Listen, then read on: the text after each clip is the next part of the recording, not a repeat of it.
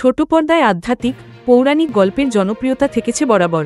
বিভিন্ন চ্যানেলে রানী রাসমণি, সাধক বামাখ্যাপা, শ্রীরামকৃষ্ণদেবের জীবন কাহিনী নিয়ে তৈরি ধারাবাহিক টিআরপি তুলেছে হু হু করে। সেই সাফল্য থেকেই এবার ছোট পর্দায় আসছে আদ্যাপীঠ নিয়ে অজানা কাহিনী। আদ্যাপীঠ নিয়ে কোনো সিরিয়াল সম্ভবত এই প্রথমবার। দক্ষিণেশ্বর মন্দির বা শ্রীরামকৃষ্ণদেবকে নিয়ে একাধিক কাজ হলেও আদ্যাপীঠের গল্প অজানাই থেকে গিয়েছে। অবশেষে আকাশ ৮ চ্যানেলে শুরু হতে চলেছে আদিশক্তি আদ্যাপীঠ। আগামী ১৬ই জুন থেকে শুরু হতে চলেছে এই সিরিয়াল। সন্ধ্যা ৭:৩০টার স্লটে দেখা যাবে সিরিয়ালটি। জানা গিয়েছে মূলত অন্নদাচরণ এবং মণিকুন্তলাকে নিয়ে এগোবে এই সিরিয়ালের গল্প। অন্নদাচরণের আদ্যাপীঠ গড়ে ওঠার কাহিনী তুলে ধরা হবে দর্শকদের সামনে।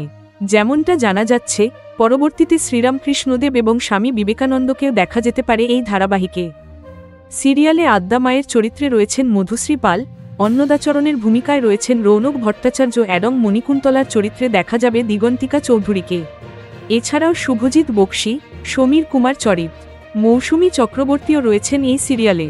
প্রসঙ্গত, কথিত আছে ১৯১১ সালে যুবক অন্নদাচরণ ভট্টাচার্য কলকাতায় আসেন কবিরাজি বিদ্যাশিক্ষার জন্য।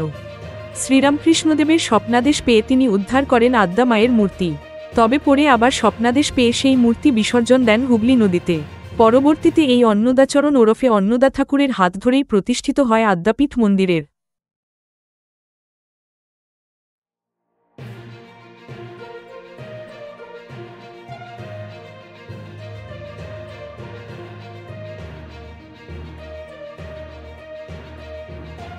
Thank you so much for watching our videos. Please do like, share, and subscribe our channel.